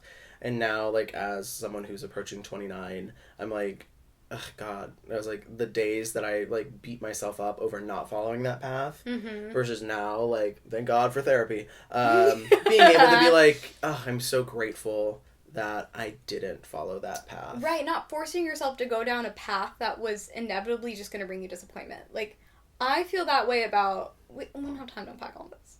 But musical theater, like, I moved here to do musical theater. Right. And I'm like, thank God. I did it. That's not what I'm doing. Actually, I'd rather be drawn and quartered. Real. Respectfully, I love you all. Respectfully. Love the theater kids. We love you all. However. Real. Thank God I moved into, like, mediumship and writing. Yeah. Yeah. No, it's beautiful. So the next question is, did writing this book change the way you interpret astrology in any way? I don't think so. I don't know. I think that might be, like, maybe, like, a simple answer, but no, I don't think so. I think as I was rereading the book, like, going through the editing process, I definitely had moments where I was like, oh, I wish I read, like, I added this, or, like, I wrote this that way, but not through, like, a judgmental lens of, like, oh, I see where I was with just my understanding of astrology and, like, the way that I, like, synthesized the information. I think that writing it, you know, pushed a lot of my creative juices, but I think as anyone just naturally grows in their craft, like, there was just a natural transition through the process. So, no, I don't think it actually really changed all that much in the way I look at astrology, because even before writing the book, I looked at it from a very psychologial and, like, very like, pattern recognition, self-support, self-reflection lens, while also being very silly and very goofy, and I think I still hold that space. And I can give the testament to the accuracy, because ironically, the reality TV show for Aries, Survivor. Right. I was like, this really feels really, like, kismet. Like, we met on Survivor. Yeah. Now Aries is a survivor. Okay. Right. But also, you're right. Yeah. Like, Yeah, so I don't think it changed much, but I think it maybe it just like affirmed. It affirmed more than anything. And that's beautiful. It's lovely to go through the process of, I know this as a writer, going through the process of writing something, and I was like, and that was a brilliant concept. For sure. And I was fucking right about that. Yeah, I wrote the book. I've rewritten the book. I've read it now multiple times through editing, and I can say I'm like, bitch, this is cunt.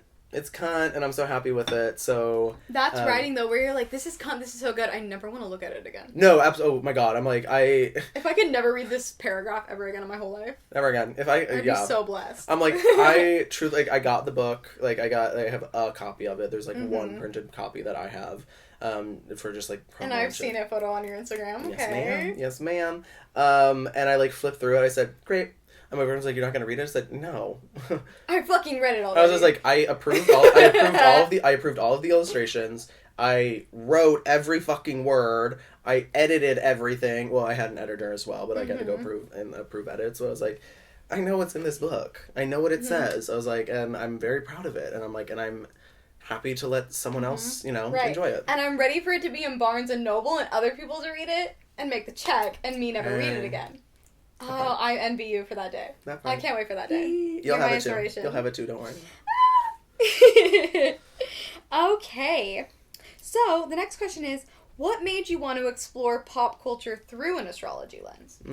I think like we touched on this a bit earlier, so I guess I can just like reaffirm just like the modernization of astrology. I think pop culture is a beautiful way to look at more extreme expressions of astrology, but also it just makes Wait, can you define like an extreme expression? Yeah, so I just love that term. For example, like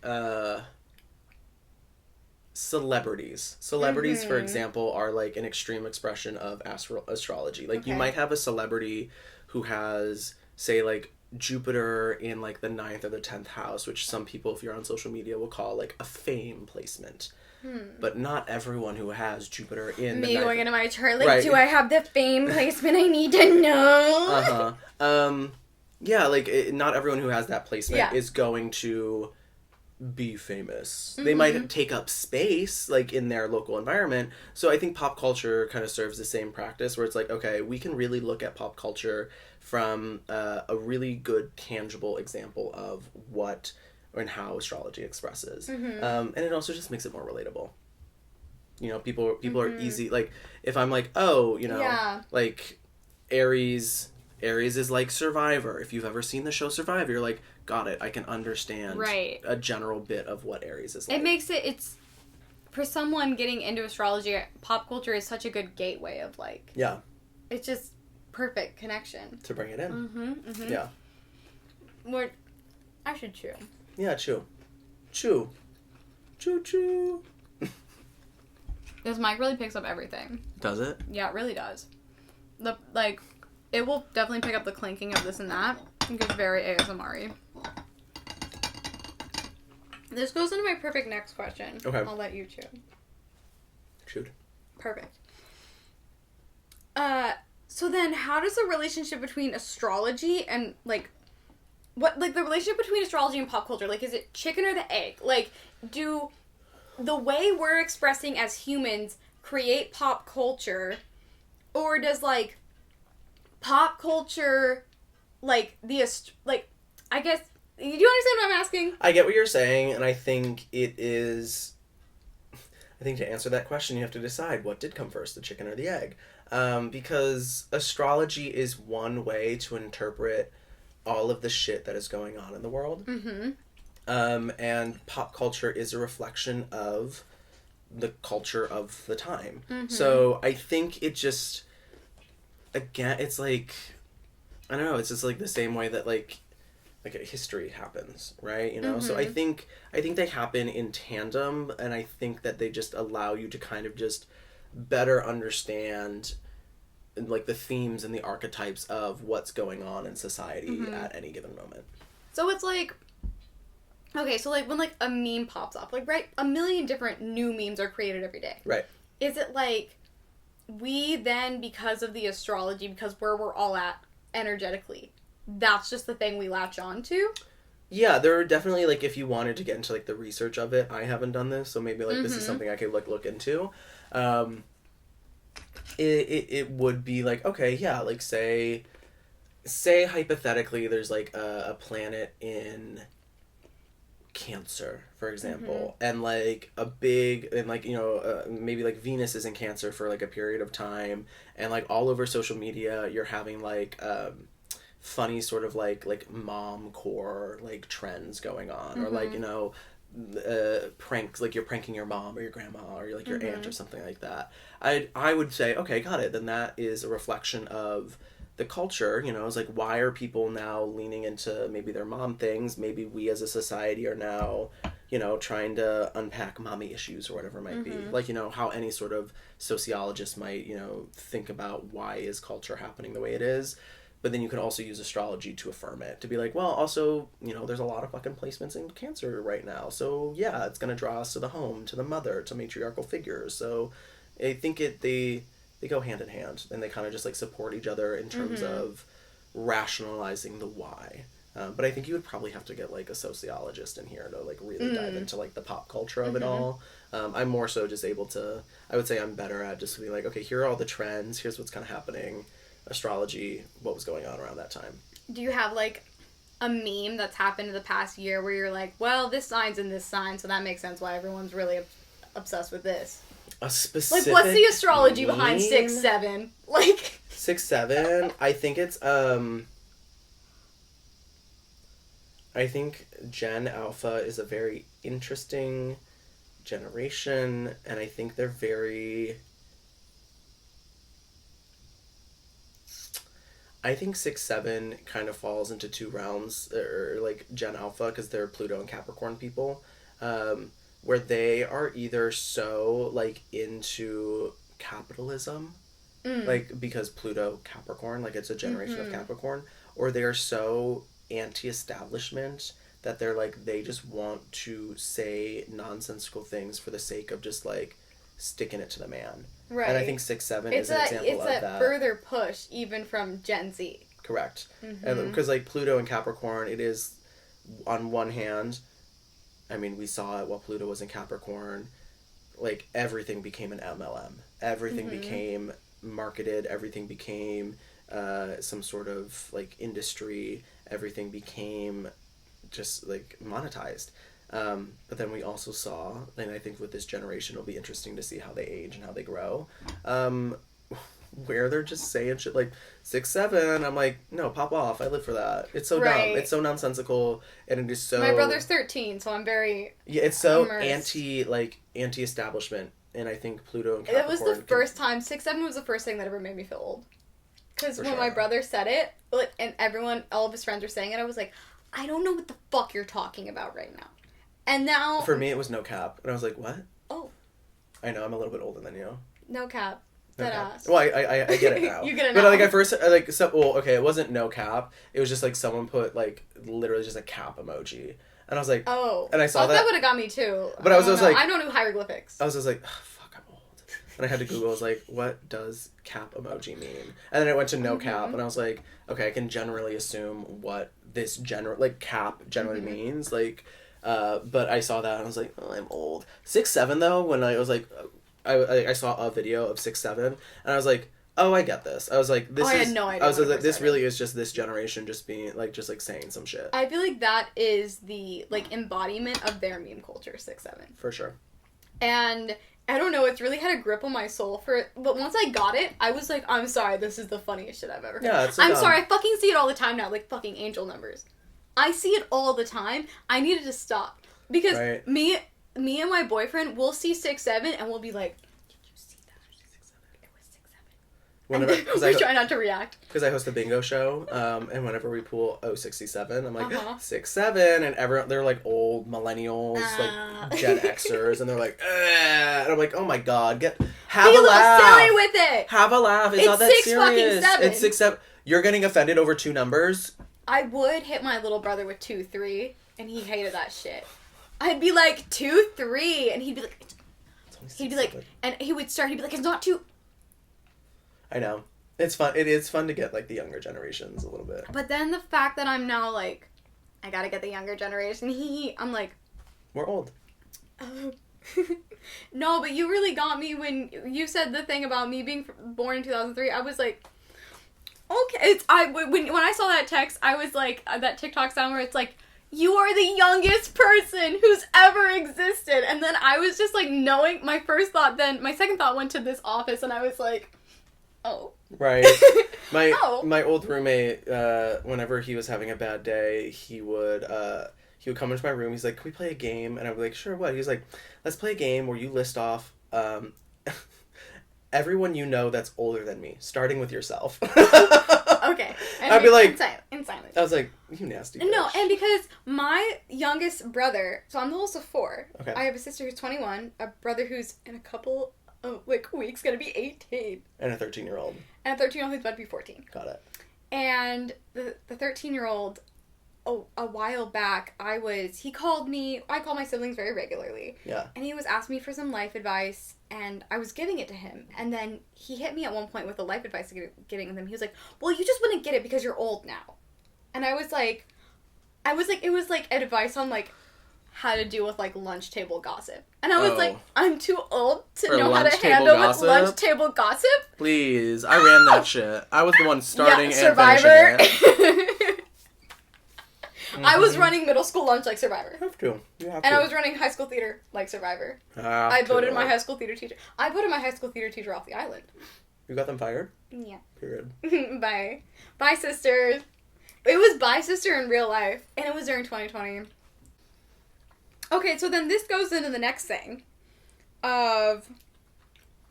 You were talking about earlier, just like some celebrities are like, that was really interesting when you said that like some celebrities are an extreme version of their sign. Like what celebrity do you think embodies like their sign the most? Or like their big 3 the most? There's a lot of them. I hate to name drop this person. I'm so excited. Oh. Wait, yes. I don't even know his signs. Gemini. With a Leo rising. Oh, no. Oh. I know, it's messy. Oh. He is one very accurate, you're gonna have to put, like, subtitles on that. Yeah. Like Survivor when they're whispering. No, when they're whispering. Very dramatic, very extreme expression, very much just, like, the Gemini back and forth of it all, the Leo egocentricity of it all. I think a good one, and I don't remember her chart fully right now, is Keke Palmer. Mm-hmm. Virgo energy, but also has like some Sagittarius in there, has some like nice Cancer placements, and I think Keke is a really good representation of those because you know how she is not one to be fucked with, but also she is just like so light and so playful and so charismatic. So I think if you're interested in astrology and you're interested in just kind of like understanding like how placements work, start with Keke Palmer. Beautiful. Look at her chart, look at some of her work, look at some of her interviews, because I think she's actually a really positive representation of all of her placements. I'm sorry, I don't remember all of her sign right now. It's very similar to one of my best friends, and I don't remember her chart all that well. I just know it's accurate. No, I remember. It's like, I think it's Virgo, Sun, Cancer, Rising, Sagittarius, Moon, I think is the big 3. I could be wrong on that, but I think that is the big 3, and I remember seeing that and being like, oh, that is Keke Palmer. Because she's got the Virgo, but she also, like, you would invite her into your house and have, like, a good key with that Cancer rising, but it's just so fun, so witty, so free-spirited with the Sagittarius moon, so, yeah, I think Keke's probably the one I would say. Okay, love. And you know, I'm the world's biggest Swiftie, and we can cut this out too, because I know sometimes some social media people are like, I don't want to mess with Taylor. Right. But like, what do you think of Taylor's signs? Like, have you ever looked at Taylor's signs? Yeah, I think Taylor is also an interesting representation of her signs. I think she doesn't embody the Cancerian side of herself as much as she should, because I think she does. Wait, where's that place? I don't know her placements. I think she's a Cancer moon. No, and that must be true, because I feel like I remember as a Cancer moon being like, wow, me and Taylor Swift. Because she's a Sagittarius sun. Yes. And I think she really embodies the Sagittarius, but I think... And I believe she's a Capricorn rising. It's not confirmed, but it's like... It's close. Yeah. I know astrologers have like pinned down like, well, based off of how she behaves, it's giving Capricorn. Yeah, because I think her Cancer moon's like in her But that would make so much sense. Yeah, I think Taylor, like, if you look at and again, I don't know her personally, but if you look at her, like, her discography, it is all about, like, love and wanting to be in love and wanting to be loved. And I think there's a very Cancerian thing about, like, just wanting to be safe and wanting to find your person. And I think she, because, and this could be my own...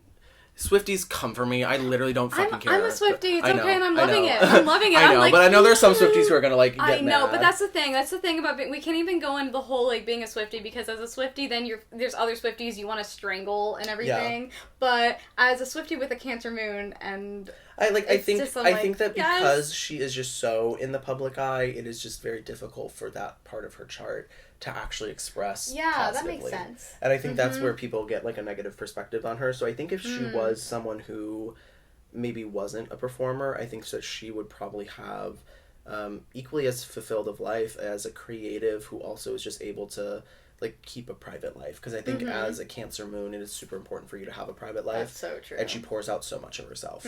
So I think there is a bit which makes it difficult for her to, at least from what we understand of her, as, like, to sustain long-term relationships up until now. Yeah. That's my thought. That makes a lot of sense, though, because I definitely feel that with, like, as the Cancer moon, like, feeling things so intensely that I definitely struggled to, like, hold on to long-term relationships, because if I had any sort of falling out, I'd feel it so intensely, I'd be like, I can never speak to you again. Yeah. Okay, T, when you tell me I'm just like Taylor Swift for real. No, you and Taylor are the same person. I know, me and twin Taylor Swift. I know. Yeah, no, you like my whole cardigan collection? I have every single one except the Evermore. It's not technically the Evermore one, but I would put it. Yeah, it's Evermore. The Evermore. Yes, I would. It's the 2020 brown holiday cardigan, and it's, like, being resold online for $600, and I'm not doing that. No, ma'am. But I have every single other one. No, and Taylor Swift also is the queen of capitalism, so. Yeah. But I'm the queen of buying everything she sells, so I'm part of the problem. And yin and yang, like we said earlier. 6, 7? Is 6-7 yin yang? Like, when you really think about it, it might be. It could be. They're onto something. Those kids are onto something. Well. And I'm not one for hating on Gen Alpha. No. I definitely think there's annoying aspects of Gen Alpha, but I remember... But there's also annoying aspects of everything. And everything. Like, I remember how, like, Gen Z is so fucking annoying. For sure. Like, You are Gen Z. I know. I'm technically Gen Z. Yeah. But here's the thing. I'm old Gen Z. No, but here's the thing. I always get along better with Gen Z bordering on millennial. Every single time. Yeah. All of my closest friends, Gen Z bordering on millennial. Yeah, because I was raised by millennials. So, like, I have a lot of that millennial energy. But I was raised by millennials because I'm the oldest. Right. And I have no cousins older than me. Oh, see, like, all my older sister and, like, all our babysitters were, like, 10 years older than us. And, like, we're still very close to them. So, like, I was raised by millennials. I know what MySpace is. I know what AOL chat is. Like, I'm deep on that. Do you want to hear a fun fact about me? What? In 2003, the year I was born, AOL named me the cutest baby in the whole world.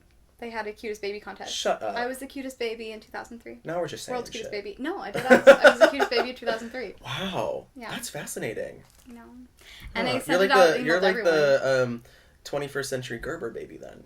Yeah, I would have people would come up to my mom and they would ask her, like, is your baby the Gerber baby? They would, because I had such a full curly head of hair. Amazing. Yeah, because I'm part Indonesian, and when I was a baby, I got all the Indonesian features other than my eyes. My eyes were bright green, I got all the dark features and the dark curly hair. You're so pale now. I know. I didn't want to say that in a no, that's way, okay. But... That's okay. No, right. And then I became Irish is showing. Then I became very Irish. Right. My middle siblings got all the Indonesian. Then my youngest brother, the Gen Alpha, he's also very Irish. Irish. Very Irish. Okay.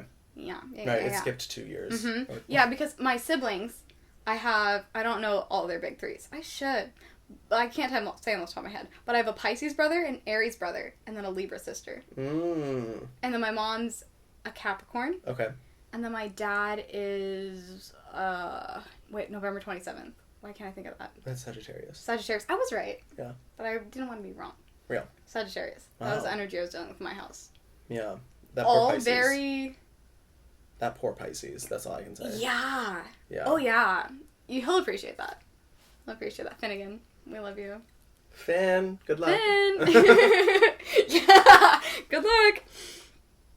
Okay, so next question is, how do both astrology and then pop culture affect your art? Oh, I mean, I wrote a book on astrology and pop culture, so I think it's quite literally that. I mean, like, my drag persona is Virgo rising. That's her name. Pop culture, I mean, I'm part of, like, the YouTube generation. Like, yeah. I very much, like, my older sister and her friends, and, like, they had, like, MySpace. I was very much on, like, that young, youthful generation that had YouTube. So, like, that's a lot. You did say in your intro Jenna Marbles, and I really felt that. No, my queen. Love you, Jenna. If you ever see this, love you so, so much. Thank you for doing what you had to do for yourself and giving us all of the art that you could provide for us. The jean chair. I think it's just, like, because I believe art is an expression of the self and an expression of the soul. Astrology and pop culture are just, like, the way that I funnel that. It's just, like, it lets me have my hot takes. It lets me have my perspective. It lets me have my, like, point of view. So yeah, and I wrote a book on astrology and pop culture, so that quite literally is my art. Yeah. And how does that reflect in, like, the drag that you do? Oh, I'm always doing, like, I have, like, a mix that is my Real Housewives, or no, excuse me, my Dance Moms mix with Meghan Trainor. Iconic. I call it my guilty pleasure mix. I'm working on a mix right now, which is Where Is My Husband with Ray.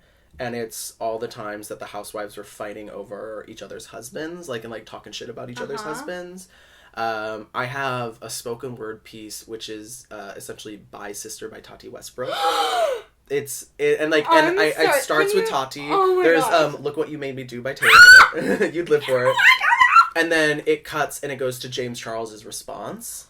I have to. Okay. It's like a 6.5, almost 7-minute long number, and I only pull it out, like, once a year for very specific occasions. When you do next time, you will tell me, and I will be there.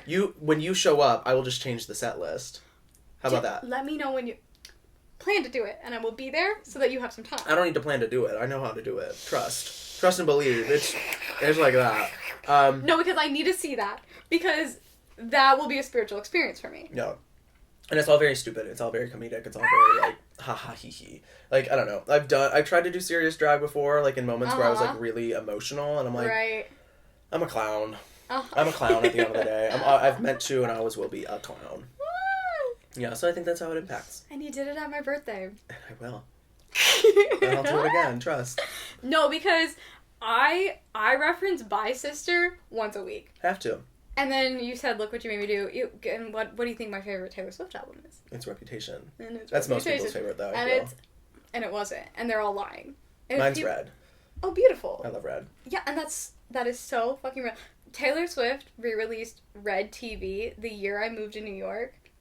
Oh, so that really did something for you. That really did something for me, and I was like going through, like, a friendship break, like, my whole friend group breakup, and, like, and then someone didn't show up to my party. You should have been there. Yeah. And they did and they did it on my birthday dinner. And deadass. So Red, I loved Red growing up because I would ride my bike to it, and I had it on my iPhone 4.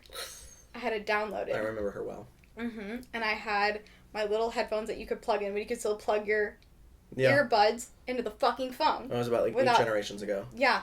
Yeah. And I would get on my bike, and I would bike between me and my friends' houses, and I would listen to it. And that was just like, this is what it's like to be in your 20s and move to New York. And then Red TV dropped. And you know what? It kind of is. Yeah. And then Red TV dropped, and I was like, this is what it's like to move to New York and be in your 20s. You on that city bike. Absolutely. You should have been there. Oh. Yep. Iconic. So, yeah, you said a little bit about your drag persona, Virgo rising. So what is your drag persona's chart, like, compared to yours? She's a Scorpio. That's it. That's really all I know. She's a Halloween baby. I really don't know specifically when I would say I started drag, because I did drag, like, every Halloween in college. I was an RA on duty, full drag. And, like, the OG photo, busted, crazy. My friend did my makeup. Love you, Jenny. I looked a boob with a full mess. Senior year, I did my own makeup. I looked crazy, but everyone does. Once you learn your face, then, like, you know, you figure it all out. But, yeah, and, like, some drag queens, like to clown on, like, Halloween, like, drag. I'm like, shut the fuck up. Grow up. Like, there's space for all of us.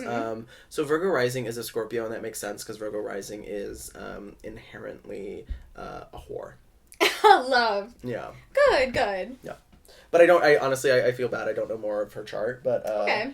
Yeah, she's a Scorpio, and she's a badass, and she's just, like, okay. And, like, high energy, too. Like, I'm always, I'm not much of a dancer, but I can move.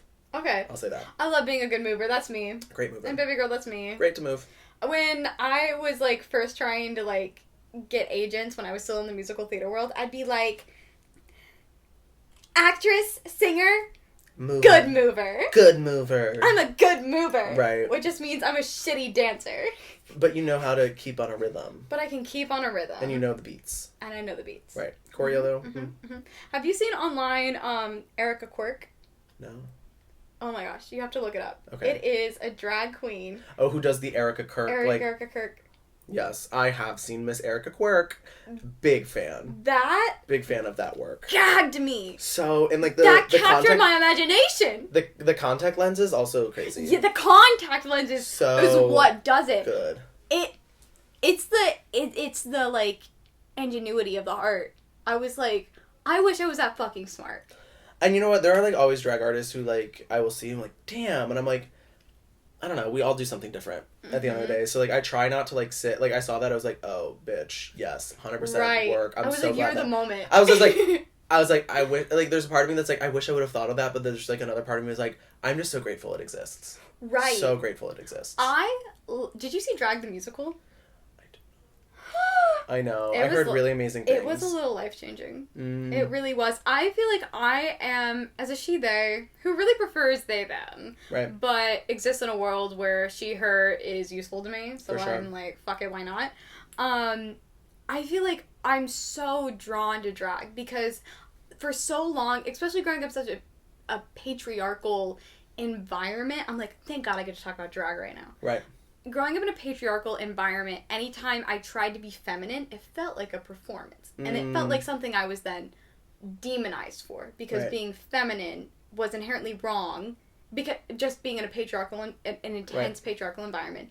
So being feminine was bad. But then when I was acting like a boy, because I was like, oh, well, being boy is good. Right. I would act like a boy. Then I was being demonized because being like, well, you shouldn't be acting masculine. You're a girl. Right. You need to be acting feminine. So no matter what, I was like seeing femininity as like a demonized thing. And I always have loved drag and been very attracted to drag because I feel like drag artists have a similar experience. For sure. With that. And I love drag so much as an art because it's like about capturing that, just like that energy of like femininity as like a performance. Yeah. And I've always felt like I've been performing femininity my whole life. And like it affects how I do my makeup. It affects how I present my personality. And it's just like drag is like the most I've ever been seen as a woman. Ever. I love that. I would say same. I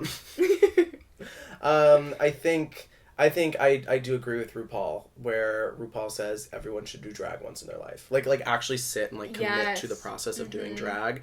I think it is such a beautiful, just to like even if you're doing drag that is like aligned with like the same gender that you like were assigned at birth. There's something very beautiful in just like the using the word again, hyperbolic characterization of that gender. Like, and it's just like, it's performative and it's freeing. And I think for me, I love it because it allows me to exist in this feminine space that like that was like criticized with me like as a kid, but also it allows me to still have and celebrate like the masculine space that I know like I have too. So I love it. And if you ever want to get painted, come on over. We'll do you up, baby. And I will take you up on that, and I'll be posting on the gram. Period. The gram's gonna know about this. Love. I saw recently Jinx Monsoon was in an interview. You might have seen this. Was Z-Way? Oh, no. Perhaps. We should watch that one. But Jinx was just talking about how, like, dyeing your hair is trans. Oh, yeah. That was with Z-Way. And that was that was like, I was like, it's everything. I believe everything after seeing that interview. I'm like, oh, everything is gender affirming care. Yes. Everything yes. Going shopping, that's gender affirming care. Right. Yeah. It's literally like everything. And for me, I'm so hyper performative, like femme. Right. And how I do everything because I want to make a statement about femininity, and femininity is strength. But I really feel like at the end of the day, it's so interesting because I see it as a performance, like a performance that I do, and I love doing the performance. It's so much of my identity of the performance of being feminine. But at the end of the day, I'm like, I don't think gender is real. Real. I don't think it's just like, this is an art medium I'm playing with. I'm playing with the art of being feminine. I love that. And I think even going to the astrology of it, I think that's a very Aries thing for me to do. Yeah, very pioneering sort of thought. Because I'm just like, I literally don't think, like, gender is such a man-made construct, and I think there is maybe, like, some inherentness of maybe biology. For sure. But even then, everyone's hormones act differently. Yeah. Like me, I'm a hormonal bitch. Right. I'm absolutely, like, sometimes when I'm being a hormonal bitch, I'm like, oh, I'm being a double Aries. Right. But maybe I'm being a double Aries because I'm hormonal. Well, and I also think that, I don't know, like, gender, like, the ancient civilizations had trans, like, gods and goddesses, recognized trans people, recognized non-binary people, and they were often revered as, like, deities. Right. So, and, like, praised for their ability to switch between, like, correct. Dionysus. Right. You're gonna fuck with me? Like, I hate when the establishment is like, trans didn't exist. This is a new concept. No, it was go there. sit on a big one. Right. On a real big one, sit on it. Right. And I've always said that. And I've always said that. And I'll keep saying it. Moving on. Why do you think astrology's just come so big into pop culture recently? Like, I feel like there's been this explosion in maybe the past, like, 10 years. So, the astrology of why, Pisces through Neptune. Mm-hmm. Neptune is the collective. Pisces is spirituality. So, the collective has really been going through this large spiritual shift and this large sort of, like, awakening, if that's what you want to call it. And I think, in the advent of like a movement towards like an anti-patriarchal society, things that are inherently non-religious, if that makes sense, were part of that spiritual shift. So the astrology of it all was Neptune and Pisces, and I think it's also just because people are recognizing that a lot of like spirituality can exist, but it doesn't need to be under this patriarchal guise. Beautiful. So it's all about right now the combination of, like, deconstructing patriarchy? Mm-hmm. Okay. Yeah. I love to hear that. That's my favorite thing to hear. Okay. So, final question. We're finally here. We got... The Yapathon is almost over, and we yapped. We yapped. So, number one, where can we find your book? Promote yourself. I want you to do all the plugs. And then, what do you hope people take away from your book? So you can find me on Instagram, Blue Sky, Threads, all that. I don't have TikTok anymore because the new ownership is a little bit scary, and I'm a very politically open queer person. At JK, it's Cole. If you're interested in drag, Virgo Rising NYC. You can find my book where all books are sold. I would say, truthfully, if you're thinking about buying it, go to my Instagram page, go through the link in the bio, because that is how we track the pre-sales. It's on pre-sale right now. Pre-sales are important. You gotta do the pre-sales. It will be in stores April 28th or the 26th. End of April. And what I hope that people get from the book is just being able to just like see yourself in... see your chart in a way that isn't so heady, if that makes sense. It isn't just so like esoteric and like hard to digest. Like, I want you to be able to read this book, and I want my Aries to be like, yes, like, I get why my sign is Survivor as a TV show, because... And I did. When I read it, I felt very seen. I didn't even send you all of it. I just sent you a little snippet. You were holding back. I know, I am. I have to make sure that you want to get the book, too. And I will. It's going to be on my coffee table. I just hope that people are able to, like, see themselves in the book and just sort of, like, recognize who they are through these different ways, just kind of, like, think about astrology. And I also hope that people just, like, don't feel as though it's too hard to read. I hope it feels like a conversation. I hope it feels just like kikiing with a sister. I hope something to pour over with the girls. Yeah, and I like hope people just like open it up, read it, put it back down, open it up, read it. Like you can read it cover to cover. Hey, celebrate that. But if you just want to like flip through it, like find a page, like I think it's really great for that too, because I think each thing, each page, each like little section can stand alone on its own too. That's beautiful. Yeah.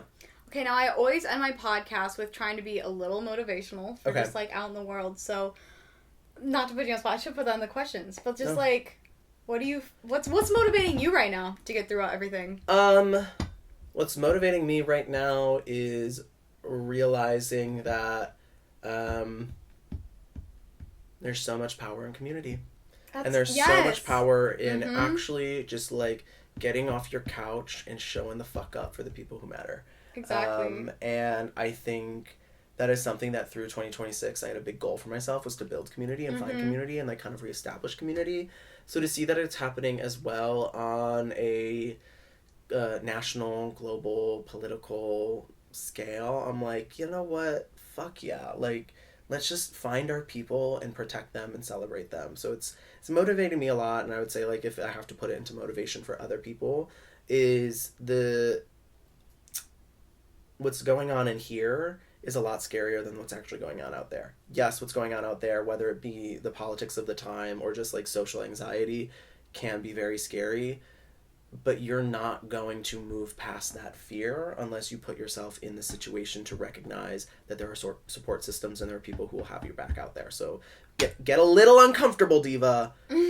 And like through that discomfort, there will be growth, and then you'll find your place. That's perfect, and that's beautiful. Oh my gosh, thank you, Coles. Thank you so much for coming onto my podcast. Did you feel like you spilt the tea? I think I drank a lot of tea too. I think I had 3 or 4 cups of it. It was really good. I know. Good. Okay, well, thank you so much for coming to the Tea Talk, to the Yapathon. And buy the book, follow Cole, and have a beautiful rest of your day. And book an astrology consultant. And all that shit's on my pages too. Yeah. Okay. Love. That's that. Love. Okay. Bye, guys. Yay. Period.